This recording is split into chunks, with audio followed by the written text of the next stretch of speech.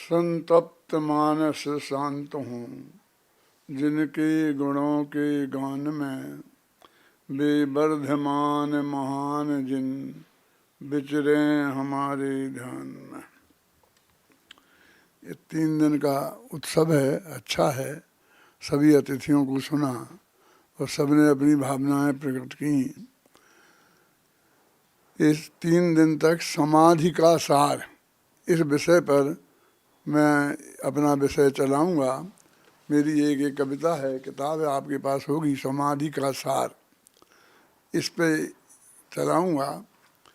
बहुत मार्मिक है। समाधि के साथ में जब भी कोई बात आती है तो उसके साथ हम मरण जोड़ देते हैं। मैंने जानबूझकर समाधि मरण का सार नहीं लिखा, बल्कि नीचे ये लिखा कि समाधि मरण नहीं है, समाधि तो जीवन है। तो वास्तव में, लेकिन हमारे साथ, हमारे खून में ऐसा घुल गया है कि जब भी कोई समाधि की बात करता है तो वो समाधि मरण समझ लिया जाता है। अब मेरे से लोग कहते हैं, अच्छा किया आपने किताब लिख दी ना समाधि मरण पे, अच्छा किया, आप समाधि मरण को समझाएंगे ना। लेकिन मैं कहता हूँ कि भी समाधि मरण को नहीं समझाऊंगा, मैं समाधि को समझाऊंगा।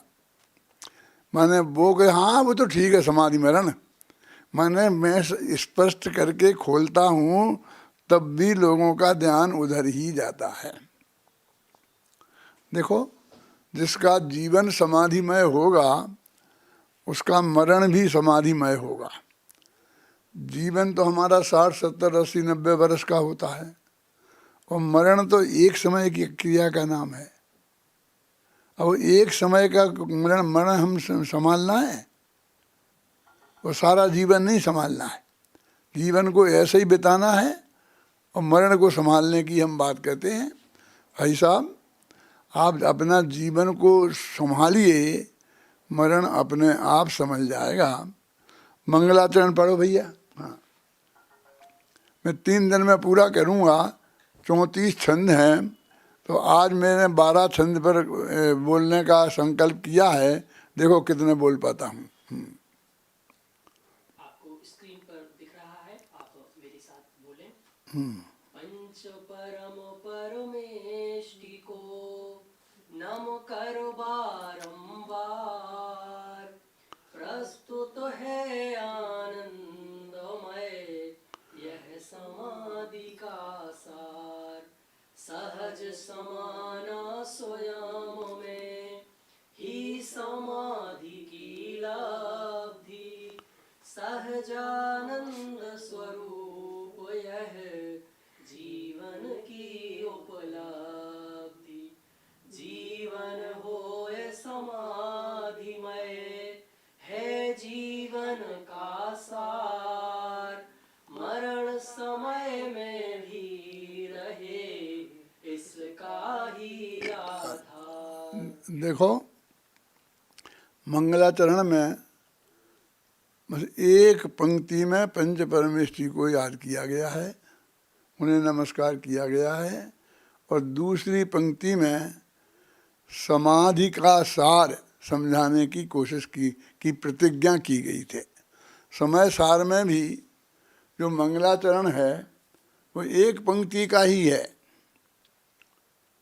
दूसरी पंक्ति में तो बोच्छामि समय पाहुड़ मृणमो स्वे केवली भणियम, मैं समय सार को कहता हूँ जो केवली शुद्ध केवली भगवान ने कहा है। वो भी प्रतिज्ञा वाक्य है। तो एक ही दोहे में ये बात इसमें कह दी गई कि ये समाधि का सार है, समाधि मरण का सार नहीं, समाधि जीवन का सार है। देखो, एक ही दोहे में उसका स्वरूप स्पष्ट किया है।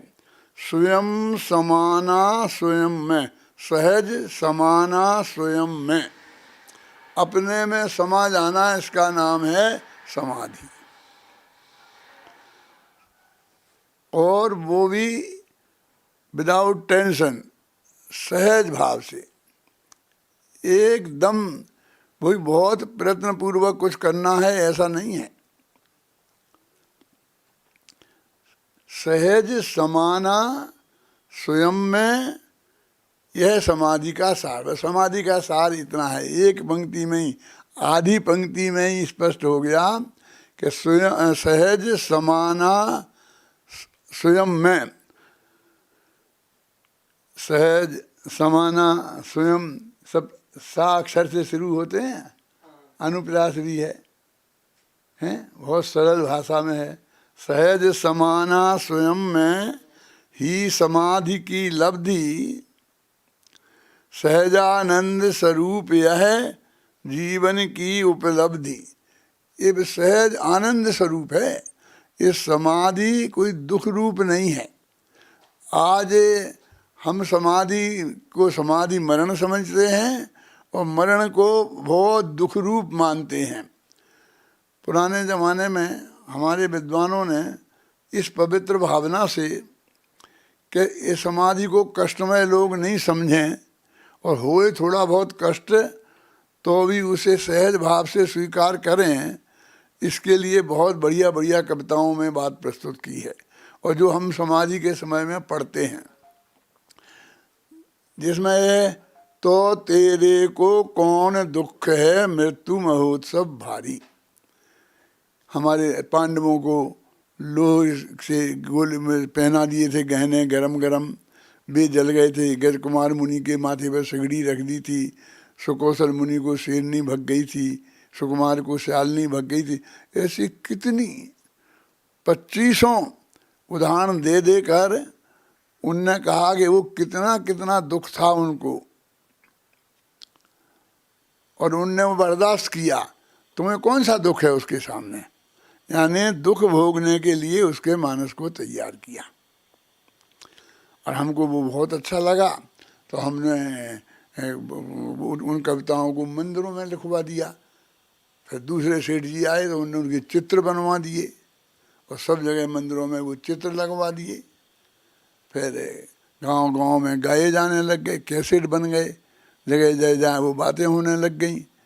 और अब कहीं वो कैसेट चलाते हैं तो लोग कहते क्या हो गया, क्या है, कौन मर रहा, यानी वो मरण की निशानी हो गई कि यदि ये समाधि मरण का पाठ यहाँ चल रहा है तो कोई मर रहा है। मुझको ये बात बिल्कुल पसंद नहीं आई। जो आनंद की चीज़ है, जो सहजानंद की चीज़ है, मैं आपको एक शास्त्र के आधार से बताना चाहता हूँ कि मुनिराजों को समाधि मरण के समय अनंत सुख होता है, दुख नहीं। एकाध को कोई हो जाए, कोई पूर्व का पाप का उदय मुदय आ जाए, एकाध को लाखों में नहीं करोड़ों में। क्यों कि मुनिराज बहुत शुभ भाव के धनी होते हैं, उनके साथ इतना पुण्य बंध होता है कि उन्हें कोई तकलीफ नहीं होती है। लेकिन इसमें तो वही उन्हीं को छांट के निकाल के रख दिया। जो भाग्य से वो एकाध थे न, 1 लाख करोड़ में एकाध थे ना, जिनको मरते समय कोई संकट आ गया था, तो उन्हीं को निकाल के रख दिया। तो तेरे को कौन दुख है मृत्यु महोत्सव भाई। तो ऐसा है कि दुख का वातावरण बन गया चारों तरफ। देखो, मैंने उनके महान पुण्य का उदय होता है, इसलिए कोई प्रतिकूलता नहीं होती। पहले हमारे दिमाग में से निकालना चाहिए कि समाधि दुख का नाम है। ये समाधि का सहजानंद स्वरूप है। ये समाधि तो सहज आनंद स्वरूप है, दुख रूप नहीं है। और एक को यदि कोई थोड़ी बहुत तकलीफ हुई तो उससे 1 लाख को आनंद रहता है, एक बात। और दूसरी बात कि देखो, यदि वो 6वें 7वें गुण स्थान में हैं हमारे मुनिराज, तो हमारे शास्त्रों में लिखा हुआ है कि सम्यक दृष्टि से अनुवृत्ति को असंख्य गुणी सुख निर्जरा होती है। असंख्य गुणी निर्जरा माने असंख्य गुणी शुद्धि की वृद्धि, असंख्य गुणी शुद्धि की वृद्धि माने असंख्य गुणी आनंद की वृद्धि। फिर उनसे मुनिराज को फिर ऐसे ऐसे 5 स्थान पहुँचते हैं कि इतना आनंद है। ये तो शास्त्र में लिखा हुआ है, लेकिन हमको बाहर की प्रतिकूलताएं दिखती हैं और अंदर की शांति नहीं दिखती। वे पंक्तियां हैं, पढ़ो। निकाल अंत में देखना। हाँ देखो इसमें आएंगी ये पंक्तियाँ कि अंदर में जो अनंत आनंद है। हाँ मिल गई। हाँ बोलो। समाधि तो सुखमय है, उसमें कष्टों का काम नहीं। अद्भुत समाधि है शांत भाव, उसमें अशांति का नाम नहीं।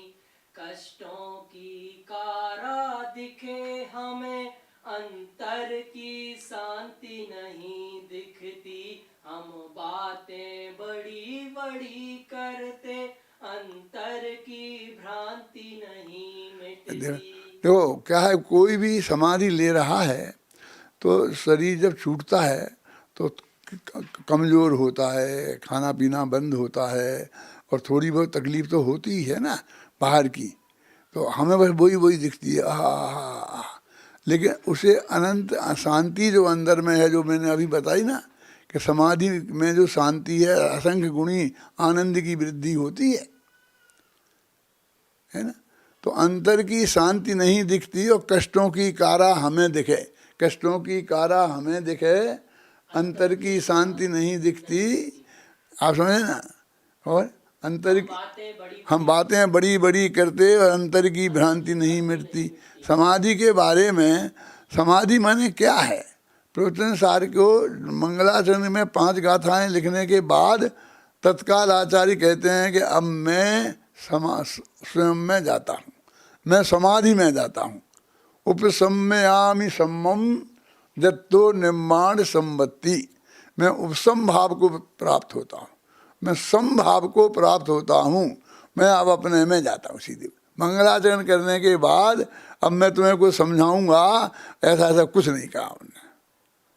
समय सार में तो लिखा है वो स्वामी समय पहाड़, इसमें लिखा उपसम्मयामि सम्मम, मैं अपने समता भाव में जाता हूँ। तो उनकी समता भाव क्या है? अमृतचंद आश्रम के अपने समता भाव रूपी आश्रम में जाता हूँ। तो हमने कहा कोई बहुत बढ़िया आश्रम बनाया होगा, और अच्छा बहुत अजित कुमार जी जैसा कोई होशियार आदमी होगा तो बढ़िया से बढ़िया बिल्डिंग बना के खड़ी कर दी होगी, और कुंद कुंद का आश्रम तो बहुत बढ़िया होगा। लेकिन वो कहते हैं कि नहीं नहीं ऐसा मत समझना। तो क्या है मेरा आश्रम? मोह क्षोभ विहीनो परिणामो अप्रणो समो, मोह और क्षोभ से रहित जो आत्मा का परिणाम है उसका नाम सम है, समता भाव है, स्वयं में समाना है। वो समाधि मरण समाधि ये तो स्वयं में समाने का नाम है। तो वो तो अत्यंत आनंद रूप है। तो आनंद रूप वो जो समाधि है उसको हमने दुख रूप मान लिया है, ये बात सही नहीं है। सहजानंद स्वरूप है, ये हमारी जीवन की उपलब्धि है, मृत्यु की नहीं। बहुत लोग हमारा मरण सुधारना, हर एक को अपना मरण सुधारना है, जीवन किसी को नहीं सुधारना है। भैया हम तो जीवन सुधारने वाले लोग हैं, मरण सुधारने वाले लोग नहीं हैं। लेकिन हर एक को जीवन नहीं सुधारना है, मरण सुधारना है। देखो पढ़ो, जीवन होए समाधिमय, सारा जीवन समाधिमय होना चाहिए। यह जीवन का सार और मरण समय में भी रहे इसका ही आधार। जीवन में ऐसा होगा तो मृत्यु समय में भी ये होगा। मैं तो रोजाना इसे दिन में 3 दफे सुनता हूँ सुरेश जी, स्वयं के लिए, आपके आनंद के लिए नहीं।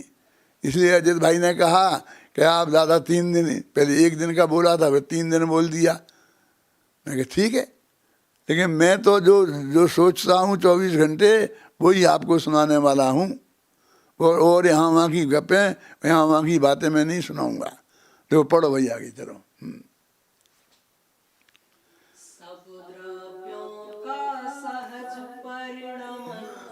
कौन बोलता बीच में?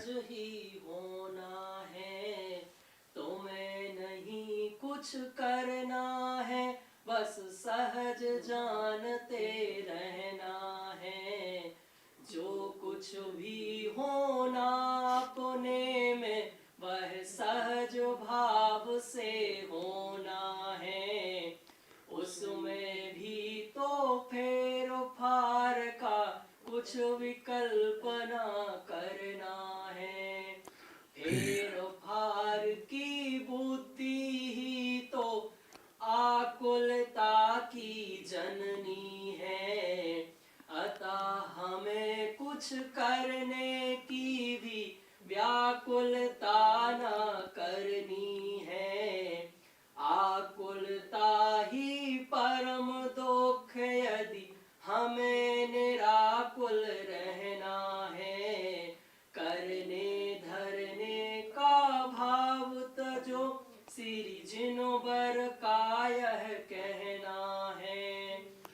पढ़ो पढ़ो पढ़ो, एक और पढ़ो।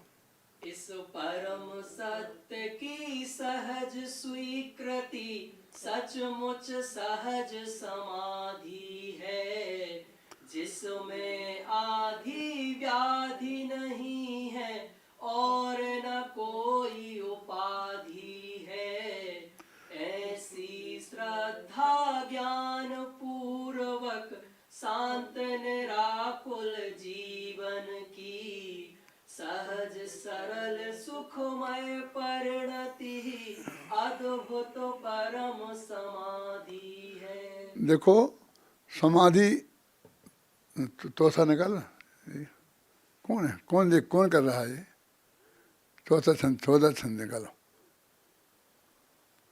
सब द्रव्यों का सहज परिणमन। देखो समाधि तत्व ज्ञान के आधार पर होती है तो ही वो समाधि है ना। तत्व ज्ञान का जिसका आधार नहीं हो तो वो कैसे ही भगवान का नाम जपता रहे, उससे कुछ नहीं होने वाला है।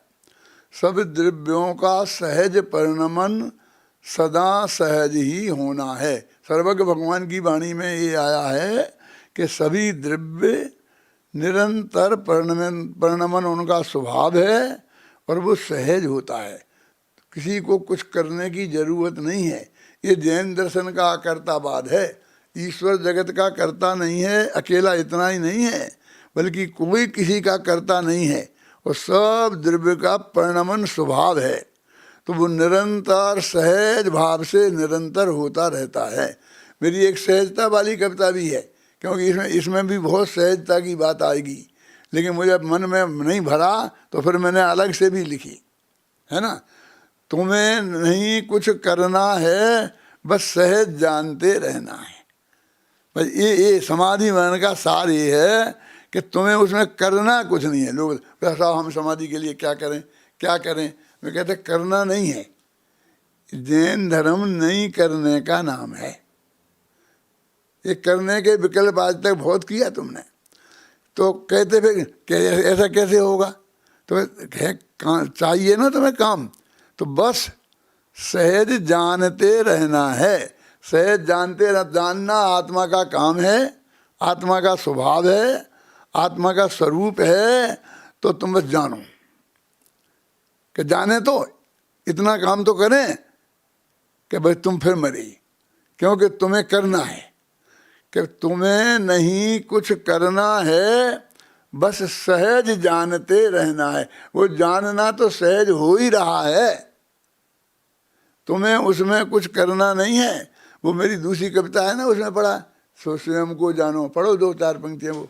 यही है ध्यान, यही है। हाँ, स्वयं को जानो नहीं, जानना होने दो तुम सहज। बोलो स्वयं को जानो नहीं, जानना होने दो तुम सहज।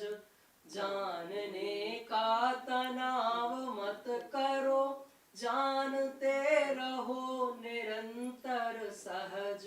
अरे करने धरने का बोझ उतारो, हो जाओ तुम सहज। जानने के तनाव से रहित, जानना होने दो तुम सहज। बस जानना होने दो। जानना में तुम्हें करना कुछ नहीं है क्या, लेकिन इसको तो काम की आदत है, कुछ न कुछ तो मुझे काम दो कि नहीं।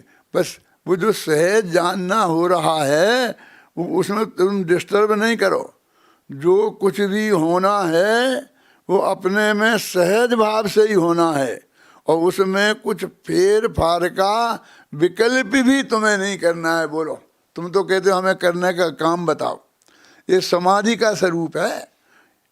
तुम समाधि मरण ही समझते हो, जो भी समझते हो, तो समझ लो कि समाधि के लिए क्या चाहिए, एक कर्तृत्व का विकल्प टूटना चाहिए महेंद्र भाई। अब हमारा आपका सब समय असली समाधि का आ गया है ना। कब करेंगे, आज नहीं करेंगे तो फिर कब करेंगे, हैं? विचार करो गंभीरता से। उसमें भी फेर फार का कुछ भी ना विकल्प ना करना है, क्योंकि फेर फार की बुद्धि ही तो आकुलता की जननी है। जितनी भी आकुलता है उसमें ये फेर फार की जो बुद्धि है वही काम करती है। अतः हमें कुछ करने की भी व्याकुलता ना करनी है। अब हमें कुछ करने की भी व्याकुलता नहीं करनी है, कहते हैं। और देखो, आकुलता ही परम दुख है। आकुलता कहते ही दुखों में। यदि हमें निराकुल रहना है तो करने धरने का भाव तजो, श्री जिनवर का यह कहना है। ये भगवान की वाणी का सार है। भगवान ने यही कहा है, कर तुम्हें कुछ करने के लिए नहीं कहा है। देखो, मैं जितना भी छंद अभी यहाँ पढ़ूंगा, फिर घर पे जा कर के कम से कम 3 बार आप पढ़ना अजित भाई। देखो, ये बहुत मार्मिक बात है जो मैं आपको बता रहा हूँ। अभी मैं यहाँ वहाँ की बात नहीं है, बहुत है ना। इस परम सत्य की सहज स्वीकृति सचमुच सहज समाधि है। समाधि क्या है कि ये हमें कुछ नहीं करना है, जो कुछ होना है वो सहज भाव से हो रहा है। इस परम सत्य की स्वीकृति ही सचमुच समाधि है और सहज समाधि है, जिसमें ना आदि है, ना व्याधि है और ना उपाधि है। जी, आदि व्याधि उपाधि क्या है? आदि माने मानसिक रोग, व्याधि माने शारीरिक रोग और उपाधि माने बाहरी रोग। 3 तरह के मन के संकल्प विकल्प है ना, ये आदि कहते हैं इन्हें। और जो शरीर में प्रतिकूलताएं होती हैं उसे व्याधि बोलते हैं। और ये फिर दुनिया भर की उपाधि बोलते हैं ना। क्यों? कि सेठ जी का बहुत बड़ा सम्मान हुआ, दानवीर की उन्हें उपाधि दी गई। दूसरे दिन देखा तो घर पर सैकड़ों भिखारी खड़े थे। सेठ जी, अरे क्या हुआ है, क्यों आए ये लोग, क्यों आए? कि साहब आपके निमंत्रण पे आए हैं। कि क्या बात कर रहे हो, मैंने निमंत्रण दिया? हमें तो पता ही नहीं था कि हमारे मोहल्ले में भी कोई दानवीर रहते हैं, कल ही पता चला। तो दानवीरों का घर भिखारी नहीं घेरेंगे तो कौन घेरेंगे? कि बड़े लोग साहूकार घेरें तो दिवाला निकालो। दिवालियों का घर साहूकार घेरते हैं, दानवीरों का तो दानवीर उपाधि है ना। ऐसी जे विद्या भारती वाणी भूषण, ये भी उपाधि हैं। एक जब दी गई तो हम बहुत खुश होते हैं, फिर दूसरे ने कहते डॉक्टर साहब मुझे एक बात पूछनी है, एक बात पूछनी है। भैया तुम बहुत परेशान मत करो, अभी मेरे से नहीं हो सकता। लेकिन जब उपाधि काय बोली, ये समझना, ये उपाधि माने बाहर के अनेक मुफ्त की जो आकुलताओं में पड़ना, जहाँ हम कुछ नहीं कर सकते हैं उसमें अपने माथे पे लेना, उसका नाम है उपाधि। समाधि में ना आदि है, ना व्याधि है, ना उपाधि है। ऐसी श्रद्धा ज्ञान पूर्वक शांत निराकुल जीवन की सरल सहज सुखमय परिणति ही अद्भुत परम समाधि है। भाई, ऐसे जीवन की श्रद्धा, बिल्कुल निराकुल जीवन, एकदम सहज, एकदम सरल, एकदम सुखमय परिणति। देखो, बाहर से कुछ थोड़ी प्रतिकूलताएं दिखती हैं ना हमें, वो तो दिखती हैं, और अंदर में जो शांति रहती है उस पर हमारा ध्यान नहीं जाता है। ये सहज समाधि क्या है? जो अनंत सुखमय है। वो जो मैंने छंद आपको बताया था, मैं उनको भी कभी का विरोधी नहीं हूँ, मैं भी उसे पढ़ता हूँ, अच्छा है। उसका उद्देश्य तो ये है कि यदि आपके जीवन में कोई तकलीफ होए तो बता लो कि तुम अनोखे नहीं हो जो तकलीफ हुई है। इतने बड़े बड़े लोगों को तकलीफ हुई है, इसके लिए उनने लिखी थी, लेकिन हम नहीं समझे सही रूप में उसे, और हमने उसे दुख रूप समझ लिया। इसलिए मैं कहता हूँ, चलो 7वां छंद पढ़ो। जो कुछ होना सहज भाव से ही तो होता रहता है, सब सहज भाव से होने पर कुछ करना शेष न रहता है, कुछ करना धरना शेष नहीं, बस सहज जानते रहना है, सहज देखना सहज जानना ही समाधि का गहना है। ख्याल में तो आ रहा होगा ना अजित भाई। देखो, जो कुछ होना सहज भाव से सो होता ही रहता है, होएगा बिल्कुल। क्यों? ये तो कहने वाले तो आपको बहुत मिलेंगे कि अजित भाई आपने बहुत बढ़िया किया, बहुत बढ़िया किया, बहुत बढ़िया किया। लेकिन ऐसा कहने वाला ये पंडित हुक्मी चंद है कि जो कुछ हुआ है सहज भाव से होना था, इसलिए हुआ है। तुम उसमें मत चढ़ जाना मार के घोड़े पे। ख्याल में आई ना?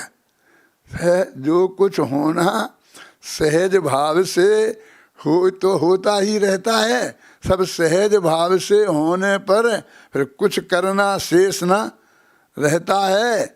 कुछ करना धरना शेष नहीं, बस सहज जानते रहना है। सहज देखना सहज जानना ही समाधि का गहना है। बस सहज देखना सहज जानना होना ये समाधि का गहना है। आपको तीव्र विकल्प आ रहा है कि हमारी संस्था को बहुत अच्छी तरह से संपन्नता हो जाए तो कोई तकलीफ नहीं रहे। तो ये मत समझना कि तुम्हारा इसमें कुछ है, उस संस्था का भाग्य है। उसे बहुत पैसा इकट्ठे होना है तो कोई ना कोई रास्ता तो चुनेगी ना वो, है?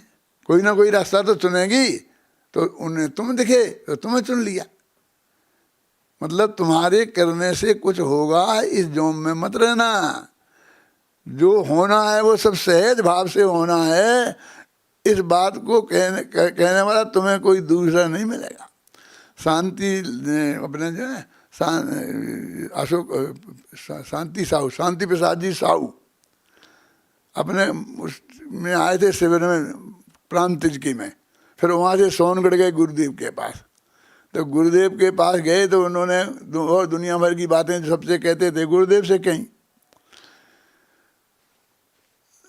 तो गुरुदेव बिल्कुल शांत भाव से सुनते रहे और फिर एक वाक्य बोले, अरे सेठ, इन सब झगड़ों में पड़ा रहेगा तो मरी जैसे 4 गति 84 लाख योनियों में न मालूम कहाँ जाएगा। अब छोड़ सब ये विकल्प। तो सब लोग जो थे साथ में भी बहुत घबराए कि हम इतने बड़े सेठ को मुश्किल से तो लाए थे गुरुदेव के पास और गुरुदेव तो ऐसा बोल रहे हैं इसको, तो ये नाराज हो जाएगा और वो सब गड़बड़ हो जाएगी। तो लेकिन वो इतने प्रभावित हुए शांति प्रसाद जी कि उनने मुझे मिले, आते तो आते ही उनने कहा मेरे से कि मैं बड़े बड़े साधु संतों के पास जाता हूँ तो सब मेरे गीत गाने वाले तो बहुत मिलते हैं, लेकिन आज मुझे एक ऐसा महापुरुष मिला है कि जिसने मुझे सच्चाई का आईना दिखाया है। ये सच्ची घटना है मेरे आंखों के सामने की। ये प्रांतिज के शिविर की समय की बात है।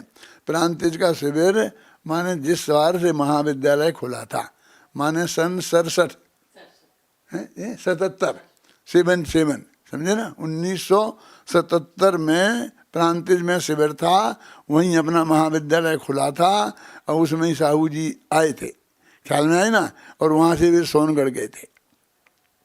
तो भाई वस्तु स्वरूप वास्तव में ये है, ये सर्वज्ञ भगवान की बात है ना? पढ़ो भाई आगे 8वां छंद।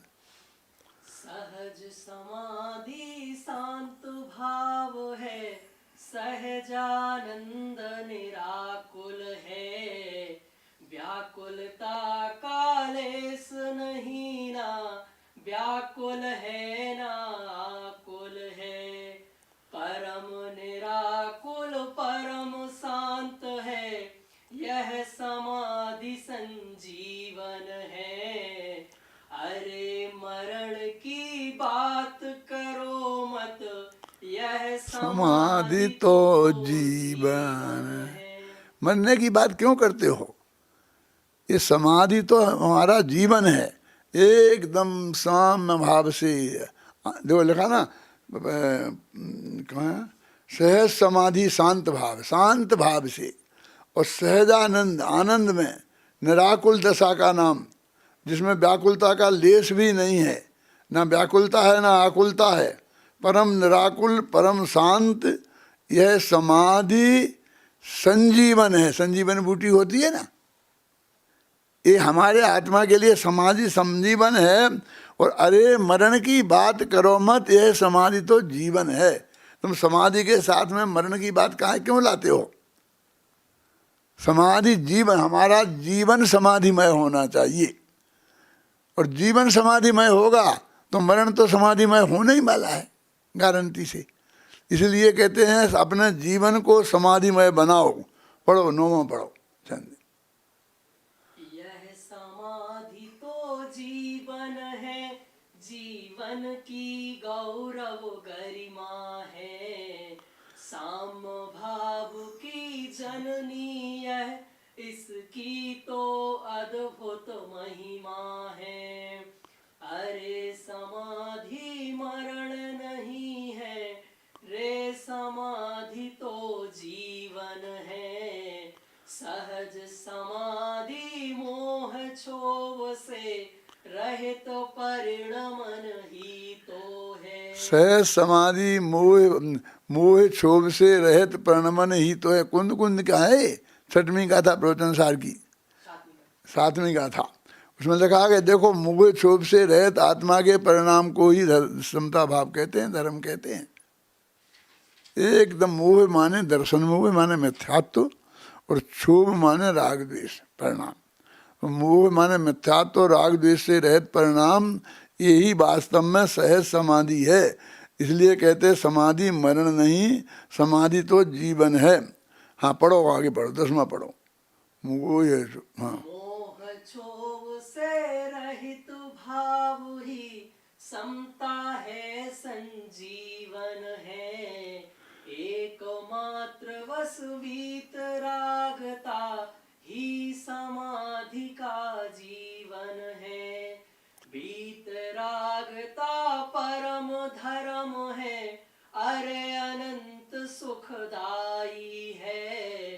वीतरागता परम समाधि अति आनंद प्रदायी है। चाहे बीतरागता कहो, चाहे शुद्ध उपयोग कहो, चाहे शुद्ध परिणति कहो, चाहे साम्य भाव कहो, सब एक ही बात है।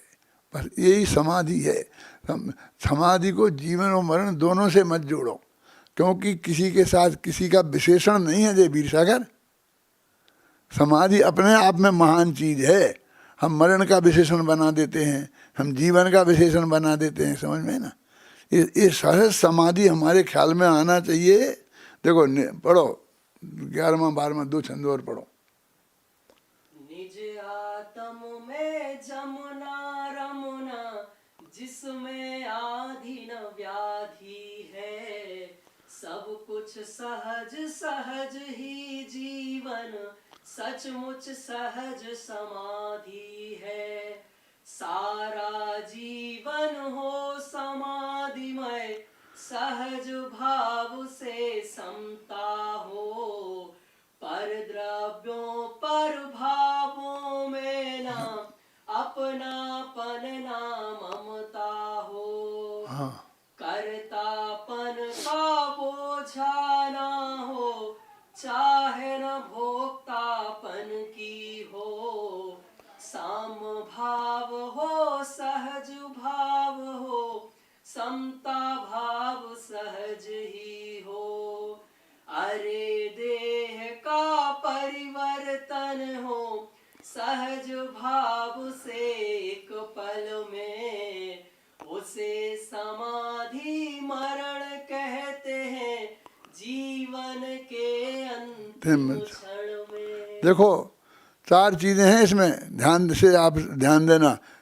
अपनापन नहीं हो, ममत्व नहीं हो, और कर्तापन नहीं हो, और भोक्तापन नहीं हो। ये समय सार के जीवाधिकार में 2 चीज़ों का निषेध किया है, एकत्व का और ममत्व का। और कर्ता कर्म अधिकार में कर्तृत्व का और भोक्तृत्व का। इस तरह 144 गाथाओं में समय सार में सिर्फ ये बात कही गई है। इसका ये सार है।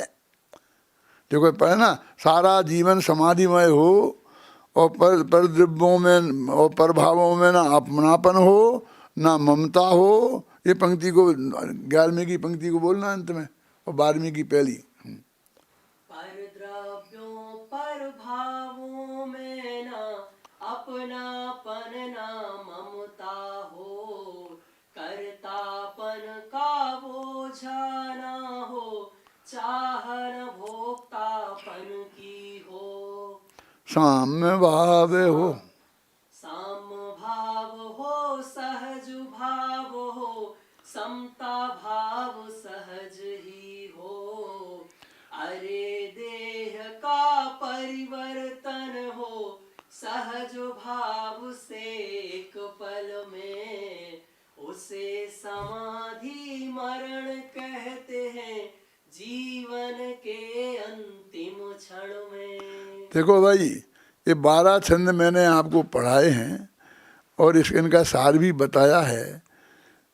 जितने लोग मुझे दिख रहे हैं, मैं सबसे एक बहुत विनम्र अनुरोध करता हूँ कि ये मुझे कल याद करके लाना। 12 छंद तो याद कर सकते हो अजय भाई। मैं पूछूंगा, मैं आपसे सुनूंगा, कल इसे नहीं पढ़ने दूंगा, मैं आपसे पढ़वाऊंगा। सुरेश जी, आपसे पढ़वाऊंगा। क्या बहुत मार मैं अभी खाना खाने बैठूंगा ना, तो ये चालू रहेगा, मैं ये सुनता रहूँगा। मैं जाके सोने को जाता हूँ तो इसे चालू करके जाता हूँ, तो इसमें ही नींद लग जाती है मेरे को, मैं सुनता रहता हूँ। मैंने अपने लिए लिखा है, जैसे प्रवचन सार नियम सार लिखा ना कुंद कुंद ने अपने लिए। ये समाधि मरण सहजता और क्या वो कौन सी कविता थी?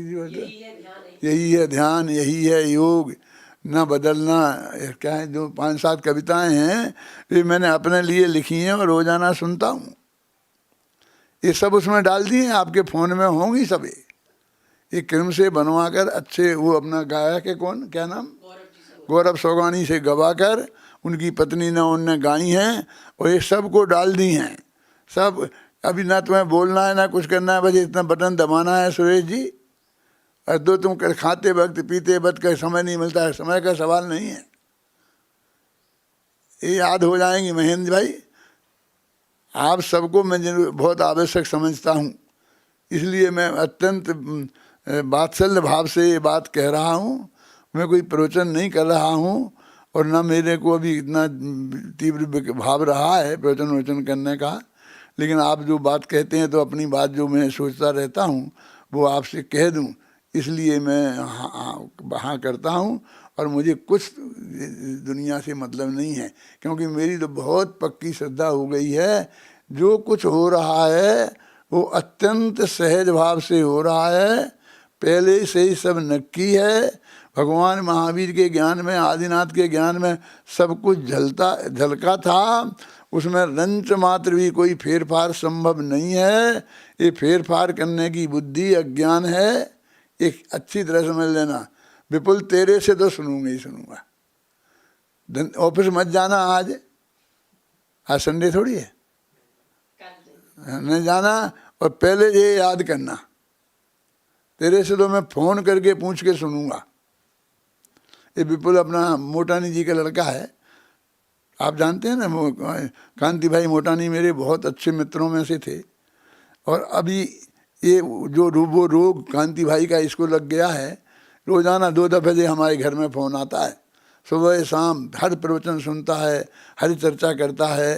तो इसलिए तो मैं इसके कान पकड़ करके भी मैं इससे पूछ सकता, लेकिन मैं बहुत अत्यंत पवित्र भाव से आप सबसे निवेदन कर रहा हूँ कि आप इसको बार बार पढ़ना। मौखिक याद नहीं हो पाए तो चिंता की बात नहीं है, 10-5 दिन में हो जाएगा, लेकिन इसे कम से कम 3-3 बार पढ़ के तो आना ही आना। तो मैं आगे के फिर 12 छंद आपको कल बताऊंगा और फिर अंत में जो बचेंगे वो परसों 3 दिन में आपको सुनाऊंगा। और इसकी कैसेट मैसेज तो बन ही जाएगी, तो आप अपने ख्याल रख लेना और सुनना। आत्मा का कल्याण करना हो तो ये असली माल है। मेरी सारी जिंदगी की कमाई जो पूज्य गुरुदेव श्री से मुझे मिला है वो सब कुछ इसमें है, वो खुल के बांटने का मेरा विकल्प है। तो आप सब तक ये पहुँचे, इस मंगल भावना से मैं अभी की बात समाप्त